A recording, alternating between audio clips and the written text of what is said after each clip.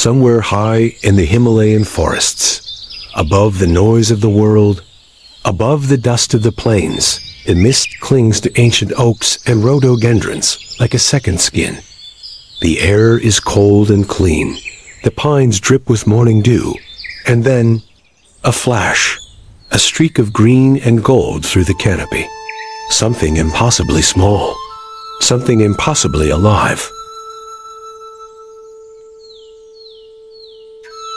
This is Parus monticulus, the green-backed tit, and it has been hiding in plain sight in the forests of Pakistan, Nepal, India, and the hills of southern China for as long as those forests have stood. Look closely, and you begin to understand why this creature stops people cold. The back, a rich, saturated green that practically generates its own light. The underparts, a blaze of canary yellow that catches even the dimmest forest glow. The head, jet black, crowned with a small, expressive crest that rises and falls with every emotion. And on each cheek, a crisp white patch that gives it the permanent look of a bird that has something important to say.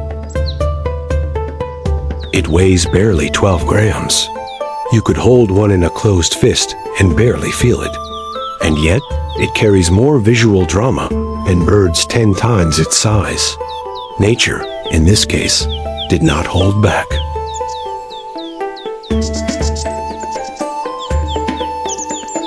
If you think you can simply sit and watch a green-backed tit, you are in for a surprise. It does not perch. It does not pause. It hangs upside down from the tips of branches, probing bark crevices with a beak like a fine needle. It spirals up a trunk, reverses, drops, catches itself mid-air, then disappears into the canopy before you have had time to raise your binoculars. In the colder months, it travels in mixed species flocks, a moving, chattering cloud of warblers, nuthatches, and fallow tits sweeping through the forest together. There is safety in numbers, and the green-backed tit understands this. More eyes mean fewer predators go unnoticed. More wings mean the flock finds food faster. Come April, however, everything changes. The male begins to sing, a clear, repeated whistle that carries through the forest like a small bell, and the business of nesting begins. The pair seeks out a natural tree cavity or an old woodpecker hole. They line it with moss, animal hair, and soft plant fibers. A clutch of 4 to 8 eggs, 2 devoted parents. The forest holds them gently while they work.